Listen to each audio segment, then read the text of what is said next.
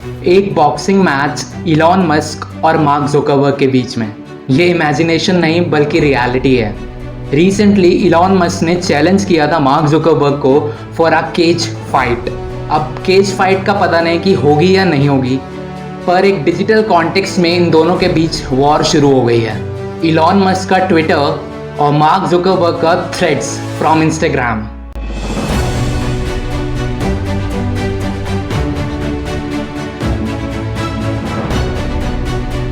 Threads is the latest addition to the Meta empire. It is Meta's so-called friendly rival to Twitter. Last year Elon Musk ने $44 billion में Twitter को खरीद लिया था। तो there was a ray of hope कि अब Twitter के operations, freedom of speech and expression और इम्प्रूव किया जाएगा। ट्विटर खरीदने के बाद इलॉन मस्क ने कुछ ऐसे स्टेप्स लिए जिनको बहुत क्रिटिसाइज किया गया। सबसे पहले ले ऑफ्स। ट्विटर का एक बहुत बड़ा पोर्शन स्टाफ्स का रिप्लेस कर दिया, इवन ट्विटर के सीईओ को भी। ट्विटर के ब्लू टिक को कमर्शियलाइज कर दिया। अब आप पैसे देकर ट्विटर का ब्लू टिक खरीद सकते थे और इससे बने बहुत से फेक अकाउंट्स, इवन सेलिब्रिटीज़ के भी। यहाँ तक कि बहुत से ट्विटर अकाउंट्स को भी डीएक्टिवेट किया गया, रिमूव किया गया। एक इंडियन ट्विटर काउंटर पार्ट कू, उस अकाउंट को भी डीएक्टिवेट कर दिया गया। बहुत से डीएक्टिवेटेड अकाउंट्स को इलॉन मस्क वापस ट्विटर पे ले आए और इससे पॉलिटिकली लेफ्ट विंग सपोर्टर खुश नहीं थे। और रिसेंटली एक डेवलपमेंट हुई जिसमें इलॉन मस्क ने नंबर ऑफ पोस्ट जो एक इंसान देख सकता है पर डे, उसे रिड्यूस कर दिया अप टू 600 ओनली। अगर आपके पास ब्लू टिक नहीं है तो आप सिर्फ 600 पोस्ट पर डे देख सकते हो।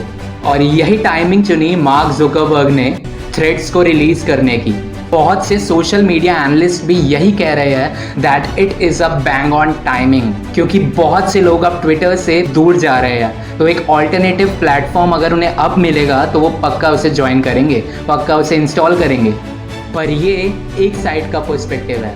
अगर हम मार्क जुकरबर्ग की नेटवर्थ को देखें तो 2021 में उनकी नेटवर्थ थी $140 बिलियन, जो 2023 में $67 बिलियन ही रह गई। क्यों? क्योंकि उनका मेटावर्स प्रोजेक्ट अभी स्पीड अप नहीं हुआ। तो हो सकता है ये एक फ्रस्ट्रेटेड डिसीजन हो मार्क जुकरबर्ग का। एंड सच ये भी है, अगर थ्रेड्स अच्छा चला, बिना किसी ग्लिच के चला, तो वो ट्विटर को डेफिनेटली रिप्लेस भी कर सकता है। अगर हम देखें तो इंस्टाग्राम पे एक्टिव यूजर्स इस टाइम 2.3 बिलियन है, जबकि ट्विटर पे अराउंड उसका सिर्फ 15 to 20%, अराउंड 396 मिलियन यूजर्स हैं। तो इंस्टाग्राम के अगर 20% भी यूज़र थ्रेड्स पे आ जाते हैं तो वो ट्विटर को ओवरटेक कर देगा। और थ्रेड्स के लॉन्च होते ही उसकी ग्रोथ बहुत ही सिग्निफिकेंट थी, क्योंकि चैट जीपीटी से भी तेज़ ग्रो किया थ्रेड्स ने। Around 10 million users just 7 hours में कंप्लीट कर दिए। इसके साथ ही एक मीम बैटल भी शुरू हो गई है इलॉन मस्क और मार्क जुकरबर्ग के बीच में। थ्रेड्स के लॉन्च होने पर एक ट्विटर यूज़र ने ट्वीट किया कि थ्रेड्स ने ट्विटर का पूरा यूज़र इंटरफेस कॉपी किया है। तो इलॉन मस्क ने कमेंट में एक स्माइली कमेंट किया।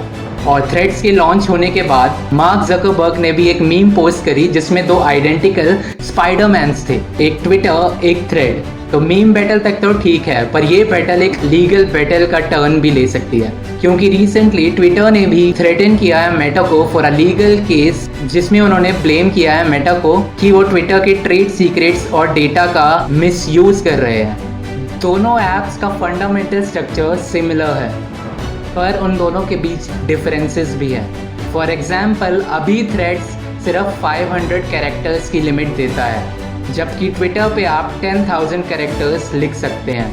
थ्रेड्स पर आप 5 मिनट की वीडियो अपलोड कर सकते हैं, जबकि ट्विटर ब्लू आपको 2 घंटे की वीडियो अपलोड करने देता है। ट्विटर पे हैशटैग सर्च करने का ऑप्शन है।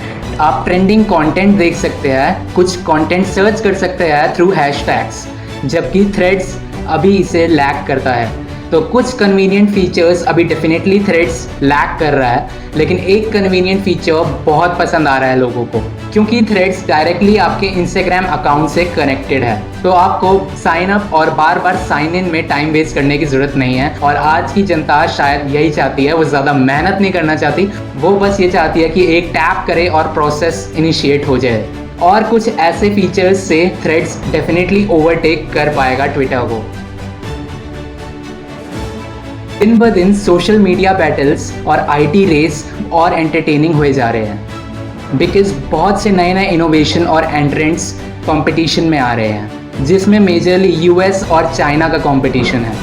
अगर हम देखें तो टॉप 5 सोशल मीडिया ऐप्स में यूएस और चाइना के ऐप्स हैं। द क्वेश्चन इज़ कि इंडिया कहाँ स्टैंड कर रहा है यहाँ पर। इस डेटा पे नज़र डालिए। ये डेटा प्रोजेक्ट कर रहा है कि कौन से कंट्रीज़ में सबसे ज़्यादा सोशल मीडिया यूज़र्स है। Number 1 China with 1.02 billion users. Number 2 India with 755 million users. Number 3 US with 302 million users and so on. अब ये डेटा देखिए, जो टॉप 5-6 कंपनीज है सोशल मीडिया कंपनीज, वो यूएस और चाइना बेस्ड है।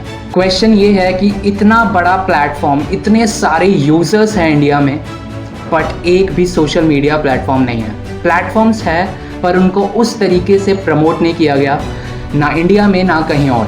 प्लेटफॉर्म्स जैसे कू एक ट्विटर राइवल था, जिसके बारे में मैंने आपको वीडियो में पहले भी बताया। 2022 जुलाई में कू के यूज़र्स 9 मिलियन थे, बट 2023 जनवरी में वही यूज़र्स 4 मिलियन रह गए। दूसरा प्लेटफॉर्म शेयर चैट, जिसके यूज़र्स तो लगातार बढ़ रहे हैं, बट वो प्रॉफिटेबल नहीं है, दे आर स्टिल बर्निंग। तो इसके पीछे का रीज़न क्या है कि India is still lagging behind. Number 1, जब सोशल मीडिया बूम हुआ लेट 2000s में, तब इंडिया कोप नहीं कर पाया। इंडिया में ट्रेंड बूम हुआ 2010 के बाद, जब social media companies already compete कर रही थी। Number 2, brain drain. ऐसा नहीं कि इंडिया में सोशल मीडिया ऐप डेवलपर्स या फिर एंटरप्रेन्योर्स की कमी है, बट वो इंडिया के बजाय सिलिकॉन वैली और यूएस के लिए ये सब काम कर रहे हैं। तो इस ब्रेन ड्रेन को रोकिए और नया इनोवेशन लाइए, इंडिया के सोशल मीडिया प्लेटफॉर्म्स आपको ज़रूर दिखेंगे। कैसी लगी आपको ये वीडियो, एक बार फिर से कमेंट करके ज़रूर बताना। वीडियो को लाइक करना, शेयर करना और अपने व्यूज़ भी कमेंट सेक्शन में ज़रूर लिखना। ऐसी और वीडियोज़ के लिए सब्सक्राइब करना।